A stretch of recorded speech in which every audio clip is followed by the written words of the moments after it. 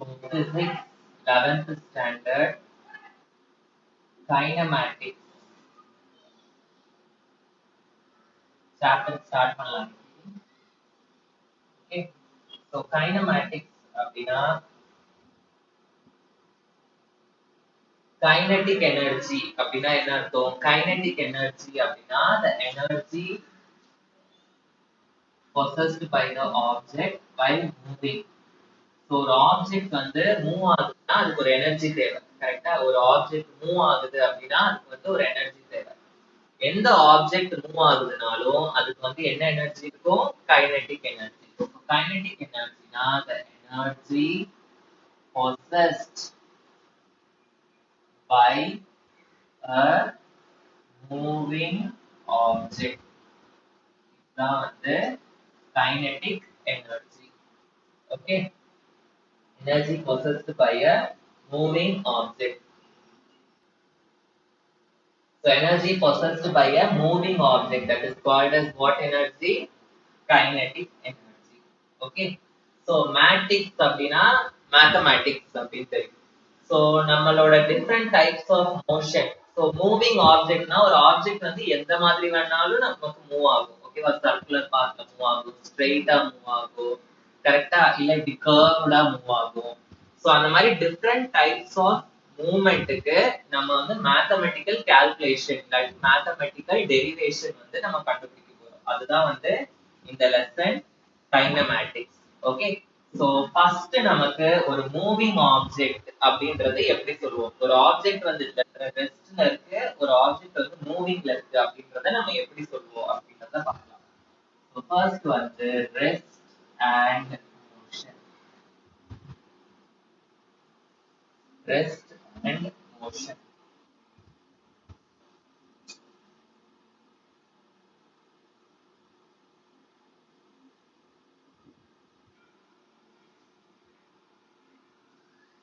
Rest and motion அப்படின்னா என்ன அர்த்தம்?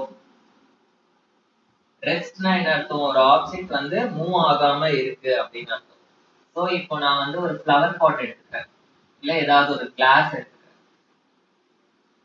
ஓகேவா? கிளாஸ் எடுத்துக்கிறேன். ஸோ இந்த கிளாஸ வந்து நான் வந்து 3 ஆக்சிஸா பார்க்கலாம். ஸோ இது வந்து என்னோட எக்ஸ் ஆக்சிஸ். ஓகேவா? இது வந்து என்னோட y ஆக்சிஸ் அண்ட் இது வந்து என்னோட z axis. So X axis சைட்லயும் அது மூவ் ஆகல, y ஆக்சிஸ் சைட்லயும் அது மூவ் ஆகல, z ஆக்சிஸ் சைட்லயும் அது வந்து என்ன ஆகல? மூவ் ஆகல. ஸோ 3 ஆக்சிஸ்ல பார்க்கும்போது எந்த ஒரு ஆக்சிஸோட சைட்லயும் அது வந்து என்ன ஆகல? மூவ் ஆகல. ஸோ அப்படி மூவ் ஆகாம இருந்ததுன்னா we will say the object is at rest. The object is at rest. ஓகேவா? ஸோ இது வந்து x axis, y axis, z axis. Suppose இதே ஃப்ரேம்ல வந்து நான் வந்து என்ன பண்றேன் அப்படின்னா, ஸோ எக்ஸ் ஆக்சிஸ் எடுத்துக்கிறேன், y ஆக்சிஸ் எடுத்துக்கிறேன், z ஆக்சிஸ் எடுத்துக்கிறேன். ஸோ நான் வந்து ஒரு கார் எடுத்துக்கிறேன். I'm considering a car. So இப்போ இந்த கார் வந்து இந்த டைரக்ஷன்ல மூவ் ஆகுது. So it is not moving along z axis. It is not moving along y axis. In which axis it is moving? It is moving in x axis. So இந்த 3 ஆக்சிஸ்ல ஏதாவது towards any one axis, okay, towards any axis வந்து ஒரு object வந்து move ஆச்சுன்னா then the object is called as motion.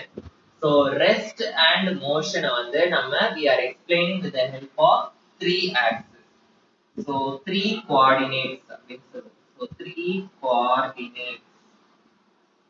Then a coordinate x, y, z are used to describe the position of the object. Position of the object. So இதுல வந்து x axis, y axis, z axis 3 ஆக்சிஸ்லயும் இந்த கிளாஸோட position வந்து எனக்கு மாறல, அதனால ரெஸ்ட்னு சொல்றோம். So இதுல வந்து the position is changing along x axis. ஓகேவா? அதனால அது வந்து motion னு சொல்றோம்.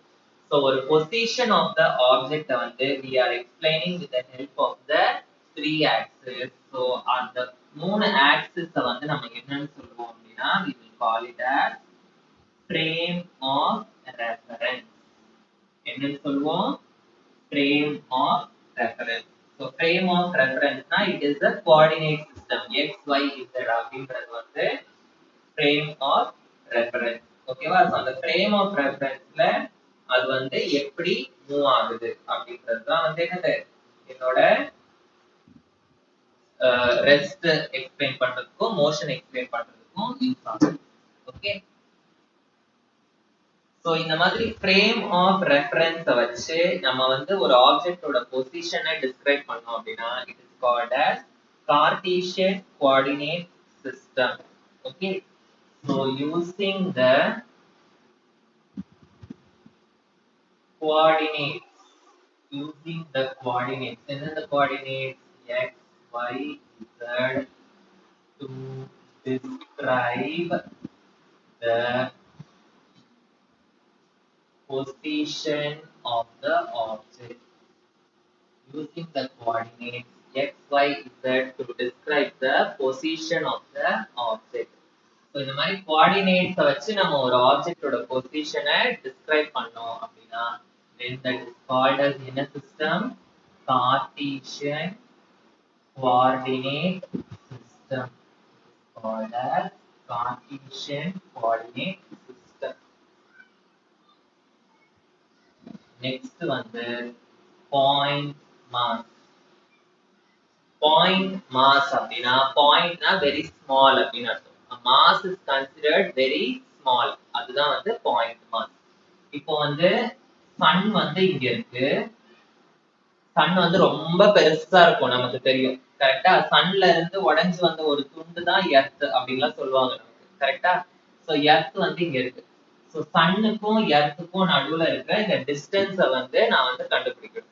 சோ சன்னை கம்பேர் பண்ணும்போது எர்த்தோட சைஸ் வந்து ரொம்ப ரொம்ப சின்னது. கரெக்ட்டா? அண்ட் இந்த எர்த்தோட சைஸை விட இந்த டிஸ்டன்ஸ் வந்து ரொம்ப அதிகம். கரெக்ட்டா? சோ சன்னை விட எர்த் ரொம்ப சின்னது. அதே மாதிரி இந்த டிஸ்டன்ஸை விட எர்த் ரொம்ப சின்னது. சோ அப்போ இந்த எர்த்தை வந்து நம்ம என்னன்னு கன்சிடர் பண்ணலாம்னா it is considered as a point mass. Point massனா earth is considered as a very small object அப்படின்னா earth is considered as a very small object அப்படின்னா ஓகேவா? சோ இத கம்பேர் பண்ணும்போது இது வந்து பாயிண்ட் மாஸ். எர்த்த தனியா கம்பேர் பண்ணும்போது தனியா பார்க்கும்போது பாயிண்ட் மாஸ்னு சொல்லக்கூடாது. ஏன்னா தனியா பார்க்கும்போது எர்த் ரொம்ப பெருசு. சன்னையும் சன்னுல இருந்து எர்த்தையும் இருக்கிற டிஸ்டன்ஸை கம்பேர் பண்ணும்போது எர்த் ரொம்ப சின்னது. சோ அது கம்பேர் பண்ணி தான் நம்ம வந்து என்ன சொல்லணும்? பாயிண்ட் மாஸ் வந்து சொல்லணும். சோ பாயிண்ட் மாஸ் அப்படின்னா the mass of an object is assumed to be concentrated at a point.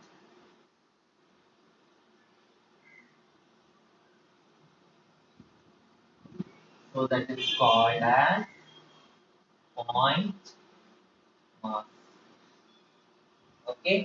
So புரிஞ்சுதா? ரெஸ்ட்னா என்ன, மோஷன்னா என்ன, பாயிண்ட் மாஸ்னா என்ன, ஃப்ரேம் ஆஃப் ரெஃபரன்ஸ்னா என்ன, கார்ட்டீசியன் கோஆர்டினேட் சிஸ்டம்னா என்ன. ஸோ நெக்ஸ்ட் நம்ம படிக்க போறது வந்து types of motion. Types of motion. Types of மோஷன்ல ஃபர்ஸ்ட் நம்ம படிக்க போறது வந்து linear motion. Linear motion. Linear motion na the motion in a straight line. Straight line la move ஆச்சுனா அது வந்து என்னன்னு சொல்லுவோம்? Linear motion அப்படின்னு சொல்லுவோம். So the motion in the straight line is called as linear motion. Example, ஏதாவது straight line ஸ்ட்ரைட்டா move ஆகுற மாதிரி ஏதாவது சொல்லுங்க. ஒரு 100 மீட்டர் ரேஸ் ஒரு அத்லெட் ஓடுவார். எப்படி ஓடுவாரு? ஸ்ட்ரைட்டா ஓடுவார். ஓகே, இல்லாட்டி நான் வந்து இங்க இருந்து ஒரு மார்க்கர் எப்படி போடுறேன்னா அது எப்படி போகும்? கீழே ஸ்ட்ரைட்டா போய் விடும். கரெக்டா? So athlete running in a track. Athlete running in a track. Okay, a car moving in a straight road. இது எல்லாமே எக்ஸாம்பிள்ஸ் ஃபார் என்னது லீனியர் மோஷன். லீனியர் மோஷன்னா motion in a straight line அப்படின்னு.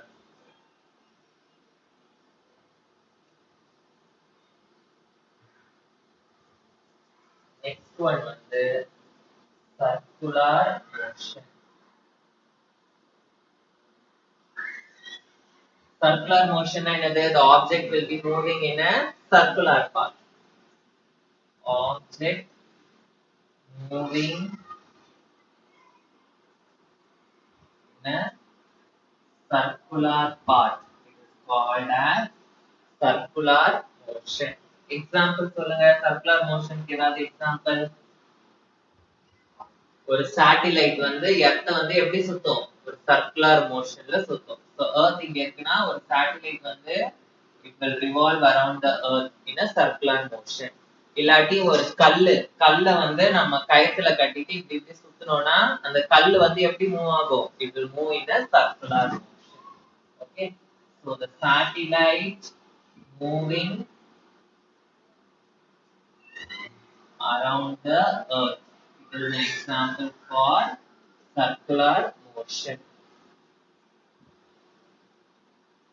Third வந்து rotational motion. Rotational motion அப்படின்னா என்ன அர்த்தம்? The object will be rotating. The object will be rotating. Circular motionக்கும் rotational motionக்கும் உங்களுக்கு டிஃபரன்ஸ் தெரியணும். சப்போஸ் இந்த மார்க்கர் இருக்குன்னு வச்சுக்கலாம். இந்த மார்க்கர் வந்து சர்க்குலர் மோஷன்னா இப்படி சர்க்கிள் மாதிரி மூவ் பண்ணா அது வந்து சர்க்குலர் மோஷன். ரொட்டேஷனல் மோஷன்னா இருந்த இடத்துலயே இப்படி ரொட்டேட் ஆச்சுன்னா அது வந்து ரொட்டேஷனல் மோஷன். பம்பரம் பார்த்திருக்கீங்களா? பம்பரம் இப்படி சுத்தி விட்டோம்னா என்ன ஆகும்? அதே இடத்துல தான் இருக்கும். ஆனா அதே இடத்துல இருந்தே என்ன ஆகும்? ரொட்டேட் ஆகும். எர்த்தோட ரொட்டேஷன், எர்த் ஒரு இடத்துலயே என்ன ஆகும்? ரொட்டேஷன் ஆகும். அதனாலதான் நமக்கு டே அண்ட் நைட் கிடைக்குது. ஓகே, சோ ஒரு ஆப்ஜெக்ட் வந்து இப்படி மூவ் ஆச்சுன்னா அது வந்து சர்க்குலர் மோஷன். இருந்த இடத்துலயே வந்து ஸ்பின் ஆச்சுன்னா ஓகே அது வந்து rotational motion. So object will be rotating or spinning about an axis. அதுதான் வந்து rotational motion. Example வந்து rotation of the earth. Rotation of the earth is an example for rotational motion. Next one வந்து vibratory motion.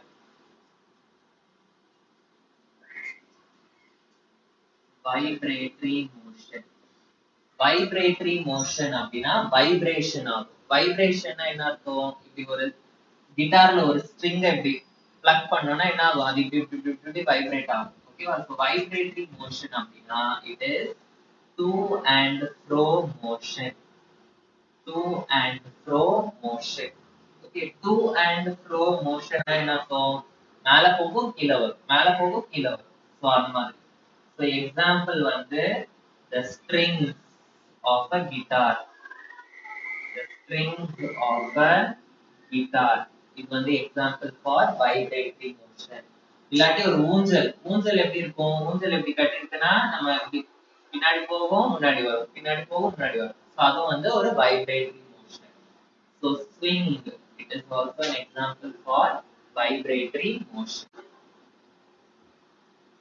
Okay, so next one வந்து motion in one dimension.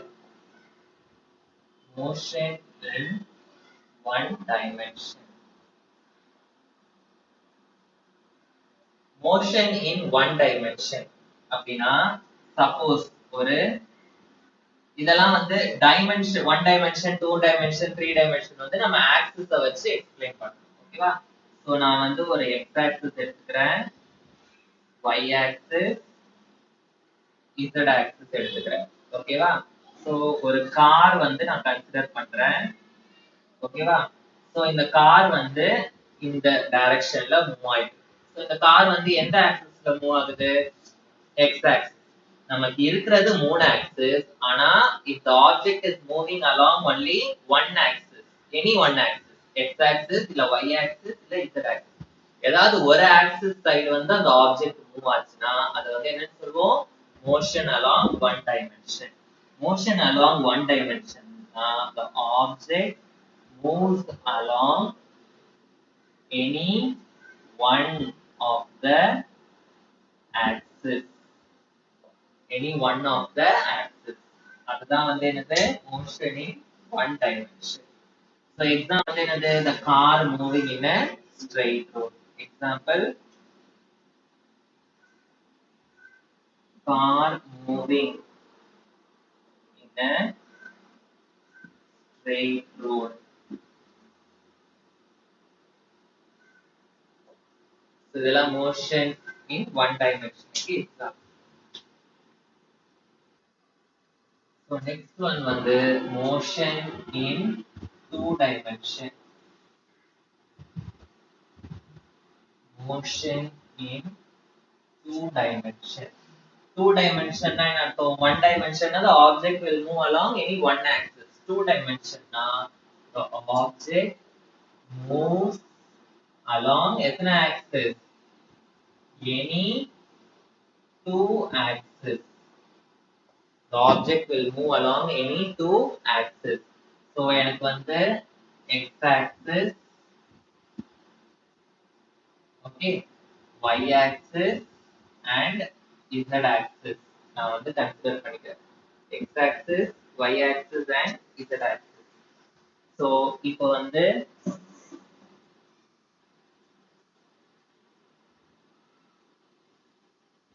இங்க ஒரு object இருக்கு. இந்த object வந்து இப்படியே move ஆயிட்டு திடீர்னு இப்படி போகுது. ஓகேவா? ஸோ ஏன்ற பாயிண்ட்ல இருந்து பின்ற பாயிண்ட்டுக்கு இந்த ஆப்ஜெக்ட் போகுது. ஸோ ஃபர்ஸ்ட் இந்த ஆப்ஜெக்ட் வந்து எந்த ஆக்சிஸ்ல மூவ் ஆகுது? It is moving along X axis. அதுக்கப்புறம் இட் இஸ் மூவிங் அலாங் என்னது? Y axis. ஓகேவா? So if the object moves along any two axis then it is called as a motion in two dimension. Example வந்து the movement of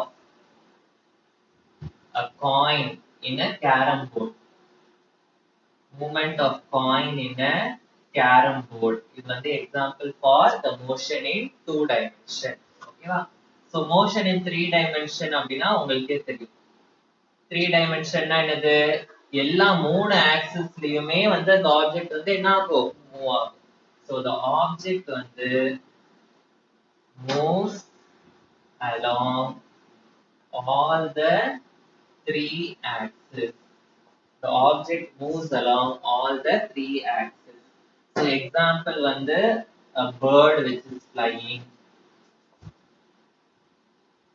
Okay, butterfly which is flying. இது எல்லாமே வந்து examples for motion in three dimension. புரிஞ்சுதா?